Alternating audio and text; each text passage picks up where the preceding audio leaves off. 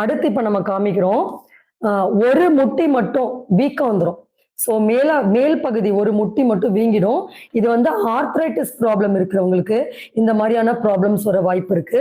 So அப்போ ஒரு முட்டியில மட்டும் வீக்கம் வலி ஏற்பட்டுட்டு குடைச்சல் தாங்க முடியாத ஒரு மாதிரியான பிரிக்கிங் பெயின் வந்து இருக்கும். ஸோ இது வந்து ஒரு விதமான ஒரு நீ பெயின். அடுத்த நீ பத்தி பார்க்கலாம் நம்ம. இப்போ ஒரே நிமிஷம். இந்த மாதிரி கால் ஃபுல்லாவே வீங்கிடும்.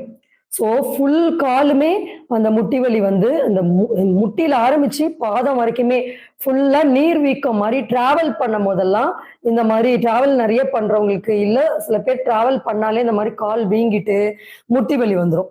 அடுத்து இது ஜென்ஸ்க்கு வரக்கூடிய முட்டி வலி. முட்டு ரெண்டும் இந்த மாதிரியான ஒரு தேய்மானம் இருக்கும். உள்ள பாத்தீங்கன்னா உள்ள எலும்பு தேய்மானத்தினால வரக்கூடிய மூட்டு வலி.